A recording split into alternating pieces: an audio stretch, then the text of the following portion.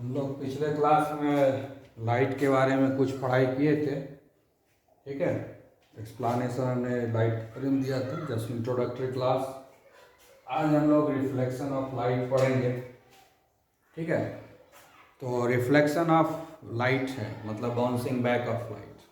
तो reflection of light पढ़ने से पहले हमको ये जान लेना जरूरी है कि लाइट एनर्जी अगर किसी भी सरफेस पर पड़ता है, लाइट एनर्जी अगर किसी सरफेस पर पड़ता है, जैसे ये हाथ है, इस पर लाइट एनर्जी पड़ा, ये ब्लैक बोर्ड है, इसके ऊपर लाइट एनर्जी पड़ा, कोई ट्रांसपेरेंट बॉडी है उसके ऊपर लाइट पड़ा, तो क्या क्या संभव हो सकता है।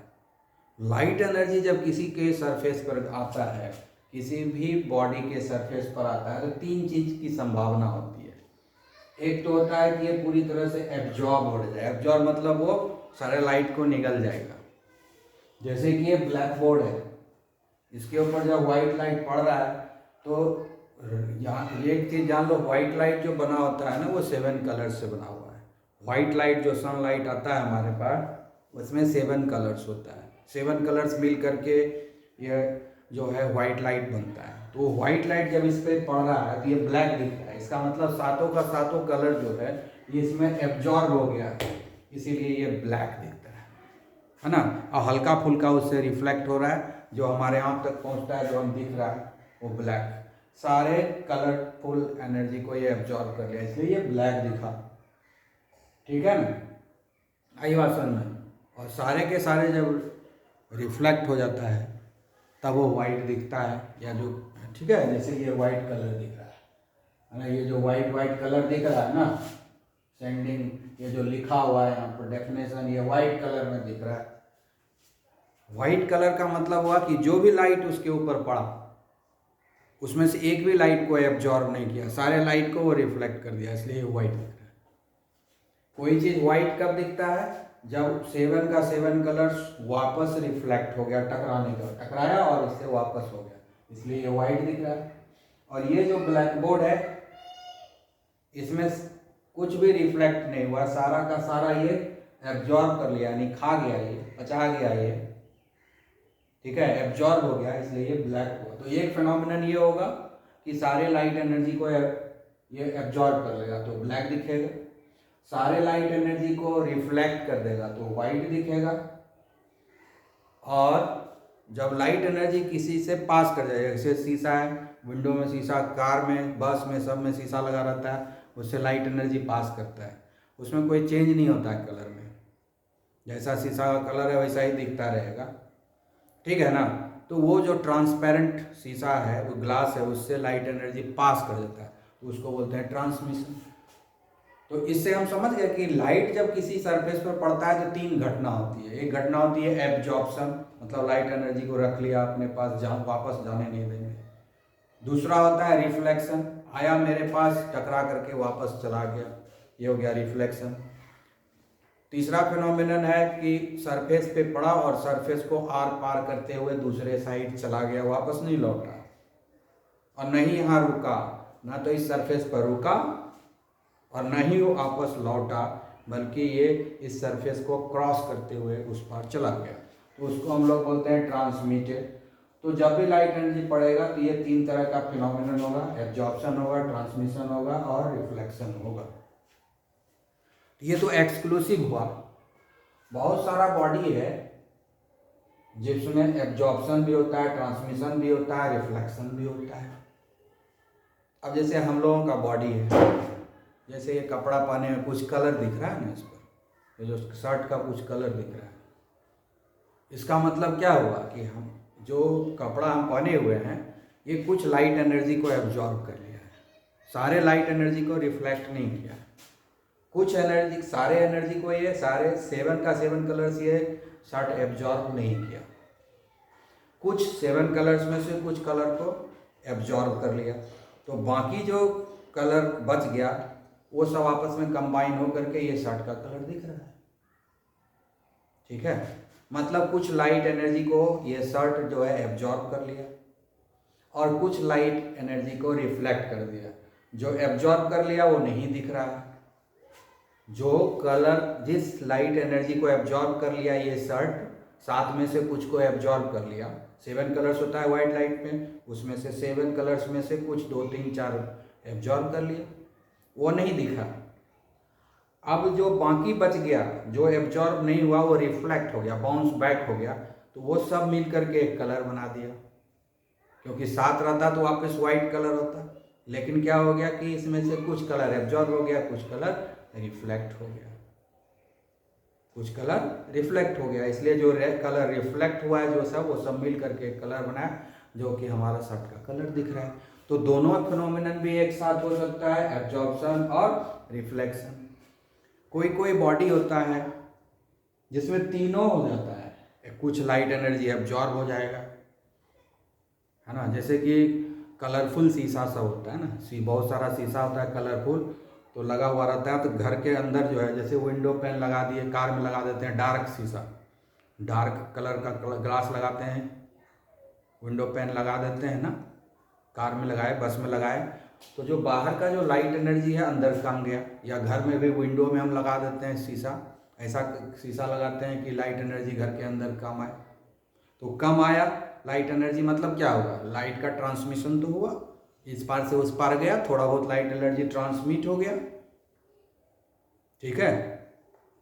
कुछ लाइट एनर्जी वो एब्जॉर्ब कर लिया, जिसके चलते वो कुछ लाइट एनर्जी एब्जॉर्ब किया और कुछ रिफ्लेक्ट कर दिया, इसलिए वो शीशे का कुछ कलर भी दिख रहा है। वो शीशा कलरफुल इसलिए दिखता है क्योंकि वो शीशा का कैरेक्टर है, उस ग्लास का कैरेक्टर है कि कुछ लाइट एनर्जी को एब्जॉर्ब किया और कुछ लाइट एनर्जी को रिफ्लेक्ट किया। तो तीनों फिनोमिनन हो गया। अब कुछ लाइट एनर्जी को वो ट्रांसमिट कर दिया, आर पार जाने दिया, जिससे कि घर के अंदर भी लाइट हुआ। तो तीनों फिनोमिनन भी होता है। तो ये तीनों फिनोमिनन एक साथ भी हो सकता है, ये तीनों फिनोमिनन अकेले भी हो सकता है, इस तीन में से कोई दो हो सकता है। तो ये जो हुआ लाइट एनर्जी का, जब लाइट एनर्जी किसी सरफेस पर फॉल करता है, पड़ता है, तो ये तीन चीज होता है। लेकिन हमको इस चैप्टर में पढ़ना है पहले रिफ्लेक्शन ऑफ लाइट। तो रिफ्लेक्शन ऑफ लाइट हम लोग पढ़ेंगे, यानी इसको पढ़ेंगे जो लाइट रिफ्लेक्ट हो रहा है। तो रिफ्लेक्शन ऑफ लाइट में हो गया the process of sending back the light rays which falls on the surface of an object is called reflection of light. मतलब क्या हो गया कि रिफ्लेक्शन ऑफ लाइट क्या एक प्रोसेस है जिसमें लाइट को सेंडिंग बैक मतलब वापस भेजना। जैसे तुम स्कूल गए, स्कूल से तुमको टीचर ने वापस भेज दिया, मतलब तुम रिफ्लेक्ट कर गए, है ना। तुम स्कूल गए, वहाँ से टीचर तुमको किसी कारण बस वापस भेज दिया, जाओ घर। तुम आए थे घर से, वापस चले गए घर, ये हुआ रिफ्लेक्शन। आए और चले गए, ठीक है ना, ये हुआ रिफ्लेक्शन। उसी तरह से लाइट एनर्जी आएगा और उसको सेंड बैक कर देंगे, वापस भेज देंगे। आया लाइट एनर्जी, हमसे टकराया, हम उसको वापस कर देंगे। तो ये हो गया रिफ्लेक्शन, ये हो गया रिफ्लेक्शन। तो प्रोसेस जिसमें कि लाइट का सेंड बैक होता है, the process in which sending of back of light raise happens, ठीक है ना, जिसमें कि लाइट रेज को हम वापस भेजते हैं, उस प्रोसेस को हम लोग बोलते हैं सेंडिंग बैक। ऐसे वापस नहीं जाएगा, वो टकराने के बाद वापस जाएगा, ऐसे कोई लाइट एनर्जी नहीं चला जाएगा। लाइट एनर्जी आएगी और वो किसी चीज़ से टकराएगा, तभी वो वापस जाएगा, ठीक है। तो इसको हम लोग बोलते हैं रिफ्लेक्शन, ठीक है। आई बात समझ में? तो रिफ्लेक्शन समझ में आ गया। इसमें कुछ टर्मिनोलॉजी है और हम ये भी देखना है कि रिफ्लेक्शन कहाँ होता है, कहाँ ज़्यादा होता है। तो ये प्रैक्टिकल ऑब्जर्वेशन है कि जितना चिकना चीज़ है, जो बहुत जिसका सरफेस स्मूथ होता है, वो ज़्यादा रिफ्लेक्ट करता है। रफ सरफेस होता है तो उसका रिफ्लेक्शन कम होता है ना। स्मूथ सरफेस, चिकना सरफेस जो रहेगा उस पर रिफ्लेक्शन ज़्यादा होता है, और जब रफ सरफेस होगा तो उस पर रिफ्लेक्शन कम होगा, और चिकना सरफेस रहेगा, एकदम स्मूथ रहेगा, तो उस पर रिफ्लेक्शन ज़्यादा होगा, ठीक है। क्योंकि जितना भी चिकना सरफेस होता है वो ज़्यादातर हार्ड होता है, इसलिए वो लाइट एब्जॉर्ब नहीं करता, सबको रिफ्लेक्ट कर देता है। रफ सरफेस उतना हार्ड नहीं होता है उसमें, और सरफेस अनइवन रहता है रफ सरफेस में, उसके चलते भी मल्टीपल रिफ्लेक्शन हो जाता है, जिसके लिए दिक्कत हो जाता है, ठीक है। तो इस तरह से हम लोग रिफ्लेक्शन ऑफ लाइट पढ़ रहे हैं। तो इसमें से जो कुछ जो है टर्मिनोलॉजी है उसको हम लोग लिखेंगे। जैसे कि पहला टर्मिनोलॉजी है रेज ऑफ लाइट, ठीक है, rays of light. Rays of light किसको बोलते हैं? रेज ऑफ लाइट किसको बोलेंगे? ये क्या है? A straight line. Rays of light क्या है? एक स्ट्रेट लाइन है along which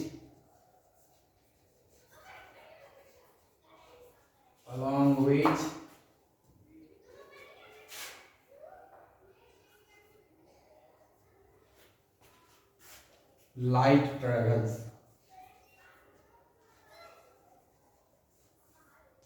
ठीक है, रेज ऑफ लाइट किसको बोलते हैं? एक स्ट्रेट लाइन है।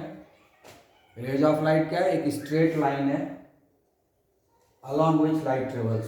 स्ट्रेट लाइन कहाँ हम बनाते हैं? जिस रास्ते से लाइट ट्रेवल कर रहा है उस रास्ते पर जब हम एक स्ट्रेट लाइन बना देते हैं तो उसको हम लोग बोलते हैं रेज ऑफ लाइट। ठीक है, रेज ऑफ लाइट क्या हुआ? स्ट्रेट लाइन हुआ। ठीक है, वो स्ट्रेट लाइन कहाँ बनाते हैं? जहाँ पर कि जिस रास्ते से होकर के लाइट गुजरता है उस रास्ते पर जब हम स्ट्रेट लाइन बना देते हैं तो उसको हम लोग बोलते हैं रेज ऑफ लाइट। दूसरा वो जो है, एक है बीम ऑफ लाइट। दूसरा टर्मिनोलॉजी है बीम ऑफ लाइट। इसको हम लोग बोलते हैं bundle of light. Bundle of light. Bundle of light मतलब क्या हुआ? Collection of light particles. Collection of light particles. ठीक है, बंडल ऑफ लाइट रेज। ठीक है, बंडल ऑफ लाइट रेज मतलब बीम ऑफ लाइट। बीम मतलब क्या हो गया? बहुत सारा रेज एक साथ आ रहा है ना। जैसे कि कार का हेडलाइट जलता है तो उससे बहुत सारा रेज निकलता है उसके हेडलाइट से, तो उसको हम लोग बोलते हैं बीम ऑफ लाइट। ठीक है, सिर्फ एक रेज सिर्फ लाइट का एक ही किरण निकल रहा है तो उसको हम लोग बोलते हैं रेज ऑफ लाइट, है ना। लाइट का एक ही किरण निकल रहा है, एक बस एक सिंगल वन, एक पार्टिकल का मूवमेंट से दिख रहा है तो वो हो गया रेज ऑफ लाइट। सिंगल एक पार्टिकल का मूवमेंट जब दिखाते हैं तो उस रेज ऑफ लाइट से दिखाते हैं। जब बहुत सारा रेज ऑफ लाइट जाएगा, एक ही है, दूसरा है, तीसरा है, चौथा है, मतलब रेज ऑफ लाइट चल रहा है ना। जैसे ये हुआ रेज ऑफ लाइट, ये हुआ रेज ऑफ लाइट, लेकिन ऐसा दिखाएंगे ये हुआ, ये हुआ, ये हुआ, इस तरह से जब हम दिखा रहे हैं तो ये हो गया हमारा बीम ऑफ लाइट। इस तरीके से जब बहुत सारा रेज एक साथ चल रहा है तो इसको हम लोग बोलते हैं बीम ऑफ लाइट। ठीक है, और ये जो सरफेस है, ठीक है, ये जो सरफेस है हम लोग को ध्यान देना है, जितना स्मूथ सरफेस है वो दिखेगा, ठीक है ना, उस पर तो दिखता ही है।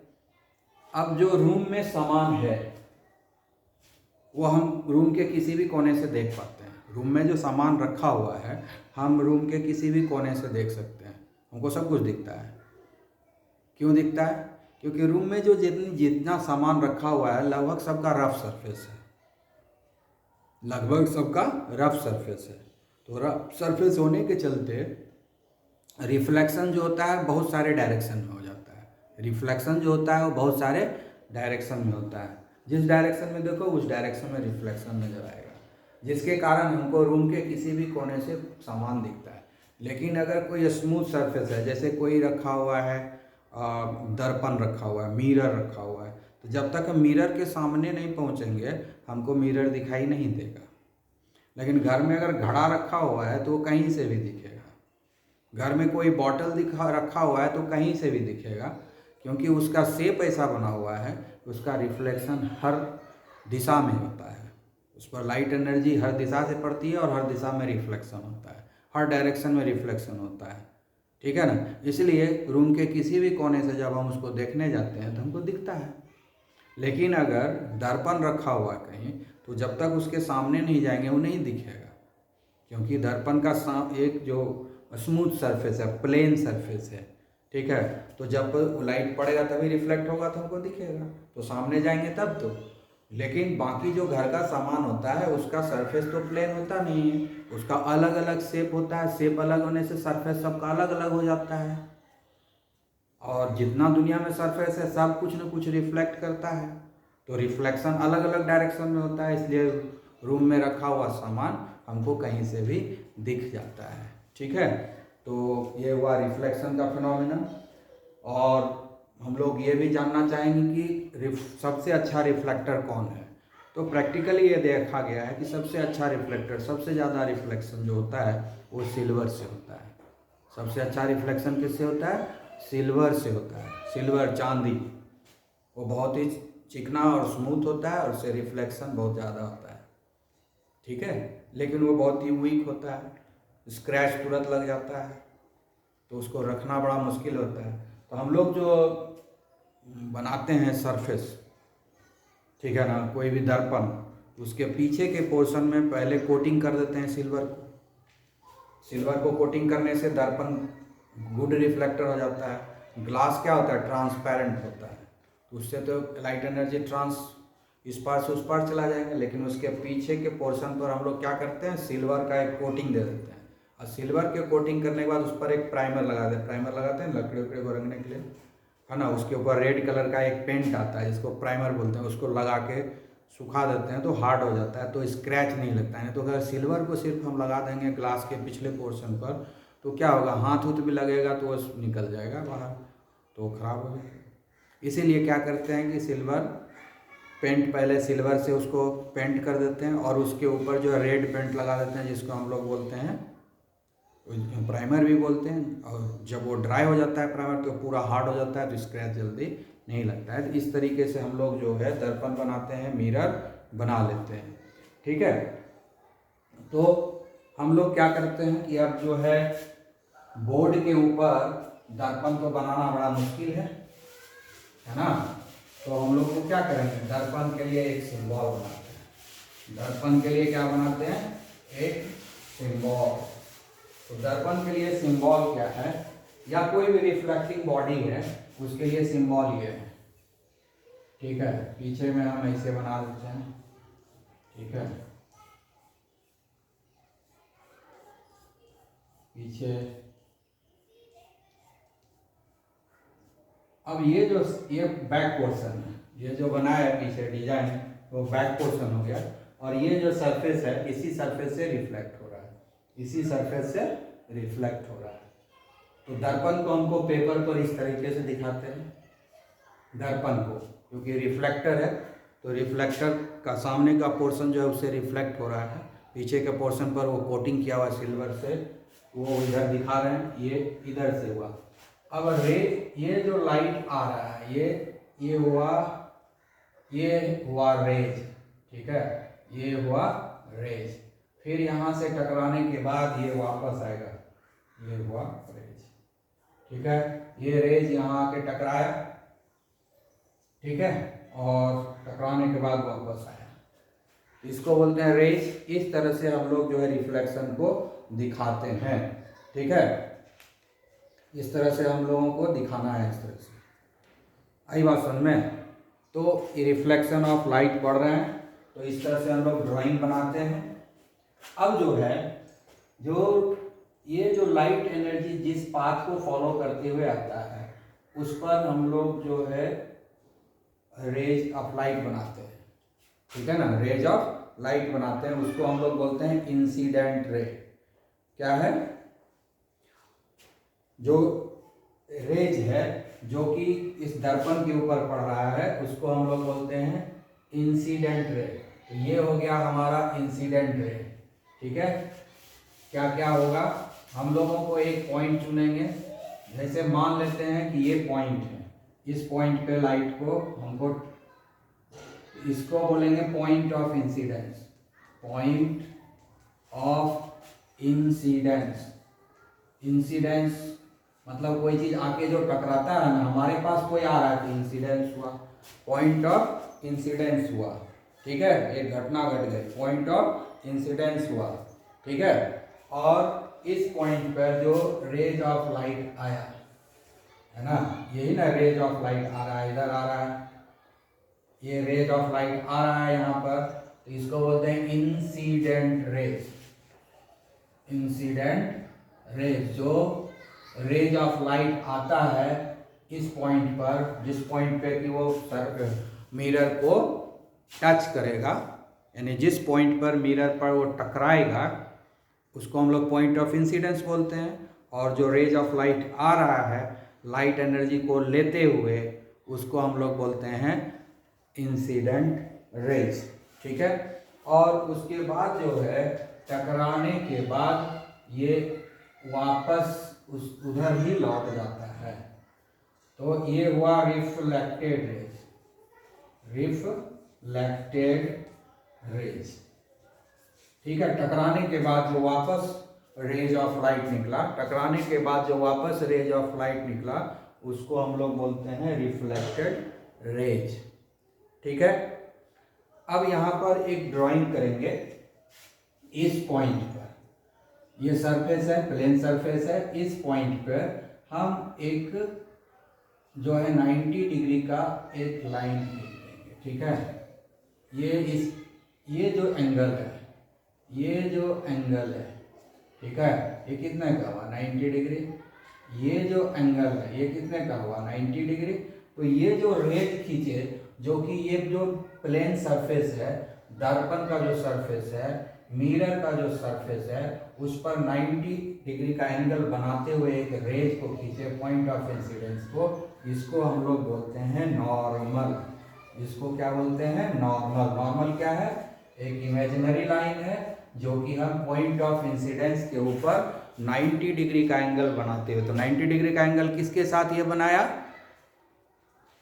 मिरर के सरफेस के साथ। मिरर के सरफेस के साथ ये 90 डिग्री का एंगल बनाते हुए हम इस लाइन को खींचे और इसको हम लोग बोलते हैं नॉर्मल।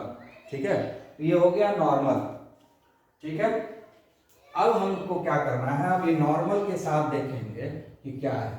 अब ये नॉर्मल के साथ ये एंगल बना है, नॉर्मल के साथ ये एंगल बना है, इसको हम लोग बोलते हैं आई। ठीक है। आई मतलब हुआ एंगल ऑफ इंसिडेंस। आई मतलब हुआ एंगल ऑफ इंसिडेंस। ठीक है। और ये जो एंगल है, ये जो एंगल है, ये हुआ आर। ठीक है। आर को हम लोग बोलते हैं angle of reflection, angle of reflection. ठीक है। ये हुआ एंगल ऑफ रिफ्लेक्शन। तो जो रेज, इंसिडेंट रेज और नॉर्मल के बीच में जो एंगल हुआ, ठीक है, इंसिडेंट रेज और नॉर्मल के बीच में जो एंगल हुआ, यानी इंसिडेंट रेज नॉर्मल के साथ जितना एंगल बनाता है उसको इंसिडेंट रेज बोलते हैं। ठीक है ना। इंसिडेंट रे नॉर्मल के साथ जो एंगल बनाता है उसको हम लोग बोलते हैं angle of incidence. Incident ray normal के साथ जो एंगल बनाता है उसको हम लोग बोलते हैं एंगल ऑफ इंसिडेंस। मतलब नॉर्मल और इंसिडेंट रे के बीच में जो एंगल बनता है उसको हम लोग बोलते हैं एंगल ऑफ इंसिडेंस। ठीक है। फिर ये रिफ्लेक्टेड रे जो नॉर्मल के साथ एंगल बनाता है, रिफ्लेक्टेड रेज जो है नॉर्मल के साथ जो एंगल बनाता है, इस एंगल को हम लोग बोलते हैं angle of reflection, angle of reflection. ये जो रिफ्लेक्टेड रेज नॉर्मल के साथ एंगल बनाएगा उसको हम लोग बोलते हैं एंगल ऑफ रिफ्लेक्शन। मतलब एंगल ऑफ रिफ्लेक्शन क्या है, angle formed between normal and reflected raise, इस दोनों के बीच का एंगल है। ठीक है। तो ये हुआ हमारा रिफ्लेक्शन। ठीक है। ये इस तरह से रिफ्लेक्शन होता है। ठीक है। तो क्या क्या टर्मिनोलॉजी है वो हम लोगों ने पढ़ लिया। Incident rays, normal, reflected rays, ठीक है, point of incidence, plane mirror. तो प्लेन मिरर के ऊपर हमने देख लिया। ठीक है। अब आता है law of reflection of light. ठीक है। Law of reflection of light, law of reflection of light. ठीक है। इसमें क्या कहता है, law of reflection of light, ठीक है, law of reflection of light. पहला क्या कहता है कि incident ray, reflected ray and normal, सारा का सारा इसी प्लेन में है ना। जैसे इस बोर्ड पर हम ये डायग्राम बना है कि ये mirror, incident ray, reflected ray, normal, ये सारे के सारे क्या है, एक ही प्लेन में है। सारे के सारे क्या है, एक ही प्लेन में है, ठीक है ना। ये हुआ, ये हुआ, ये हुआ, ये रे नहीं है। रे कौन है, ये और ये, क्योंकि ये आ रहा है और ये टकरा कर जा रहा है। ये रे हो गया और ये भी रे, ये इंसिडेंट रे, ये रिफ्लेक्टेड रे, और ये सिंपल लाइन है, सिंपल लाइन सेगमेंट है जिसको हम लोग नॉर्मल बोल रहे हैं, ठीक है। अब जो है क्या कह रहा है कि लॉ ऑफ रिफ्लेक्शन, ठीक है। लॉ ऑफ रिफ्लेक्शन क्या कहता है कि जब रिफ्लेक्शन होता है उसमें जब हम लोग ड्राइंग को तैयार करते हैं तो जो रेज ऑफ इंसिडेंट होता है, नॉर्मल होता है और रिफ्लेक्टेड रेज होता है, ये तीनों एक ही प्लेन में होता है। क्या क्या होता है, incident ray, normal and reflected ray, तीनों क्या है, ब्लैक बोर्ड में ही ना है, तीनों ऐसे होना है। ये क्या है, मिरर ऐसे होगा, मिरर तो ऐसे है, इधर से आया रेज, इस मिरर से टकराया, इधर निकला, तो ये रेज कहाँ बना, बोर्ड पर, ठीक है। ये नॉर्मल कहाँ बना, बोर्ड पर, ये रिफ्लेक्टेड रेज कहाँ बना, बोर्ड पर। आई बात समझ में।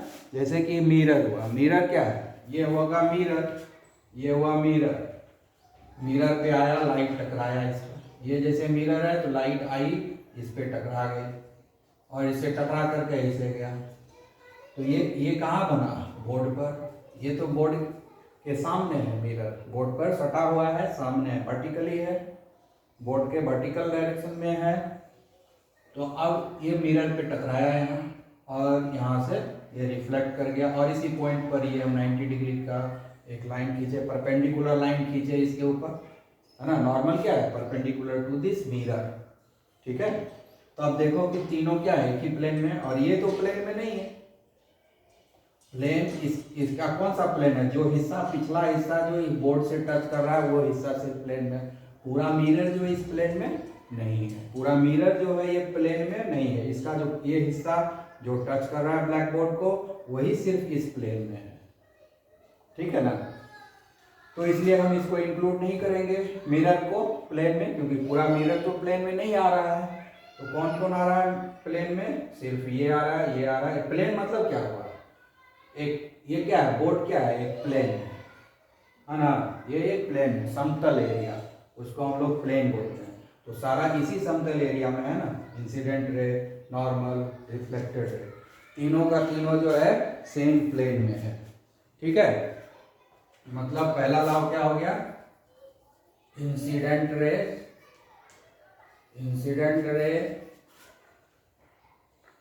Reflected raise and normal are in the same plane, ये हुआ पहला लॉ हुआ, ठीक है, first law of reflection. Second क्या है, बोलता है कि एंगल ऑफ इंसिडेंस और angle of reflection are always equal. मतलब एंगल ऑफ इंसिडेंस और एंगल ऑफ रिफ्लेक्शन हमेशा बराबर होगा, वो कभी डिफरेंट नहीं हो सकता है। मतलब ये एंगल आई और एंगल आर जो है बराबर होगा, ठीक है। दूसरा लॉ क्या है, angle of incidence equal to angle of reflection, ठीक है। That is angle I equal to angle R, ठीक है। Angle I equal to angle R, ठीक है। Angle I equal to angle R, ठीक है। ये हो गया हमारा लॉ ऑफ रिफ्लेक्शन, ठीक है, लॉ ऑफ रिफ्लेक्शन। अच्छा, ये तो हम लोग जो डिस्कस किए मिरर, ये प्लेन मिरर है, लेकिन मिरर ऐसा भी हो सकता है, मिरर ऐसा भी हो सकता है, ठीक है। मिरर ऐसा भी हो सकता है, है ना, इसको कर्व मिरर बोलते हैं। ये एरिया रिफ्लेक्ट कर रहा है, तो ये हो गया कॉनकेव, ये हो गया कॉनकेव मिरर, कॉनकेव मिरर। ये क्या है? Plane mirror. ये क्या है? Plane mirror. ठीक है, दूसरा मिरर ये हो सकता है। ठीक है,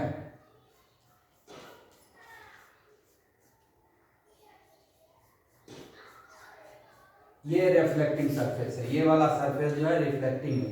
ये हो गया कॉन्वेक्स, कॉन्वेक्स मिरर। ठीक है, ये हो गया रिफ्लेक्टिंग सरफेस, और ये पीछे हो गया कोटिंग किया हुआ सिल्वर वाला, ये क्या है? कॉन्वेक्स।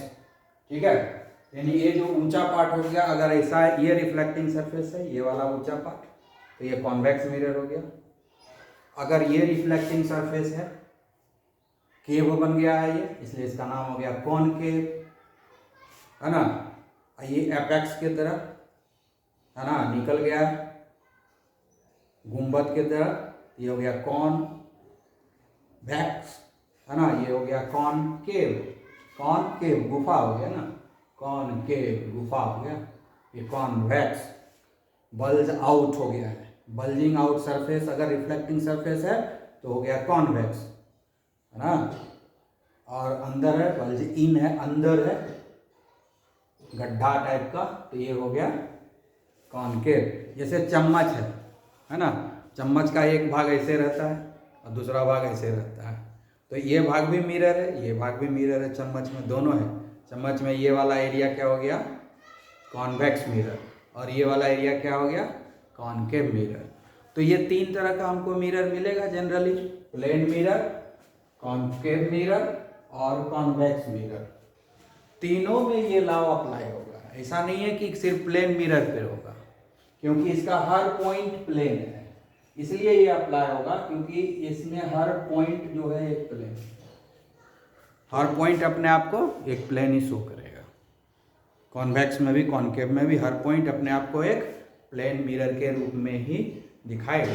इसलिए ये जो लॉ ऑफ रिफ्लेक्शन जो बताया गया है अभी, ये लॉ ऑफ रिफ्लेक्शन सब जगह अप्लाई होगा, प्लेन मिरर पे भी अप्लाई होगा, कॉनकेव मिरर पे भी होगा, कॉन्वेक्स मिरर पे भी होगा, और यही दोनों लॉ, यही दो लॉ है जो यहाँ भी अप्लाई होगा। ठीक है, तो अब हमको लगता है तुम लोग कुछ समझ गए होगे। ओके, अगर नहीं समझ में आए तो फिर कांटेक्ट करके, ठीक है, पूछ लोगे बाद में। ओके।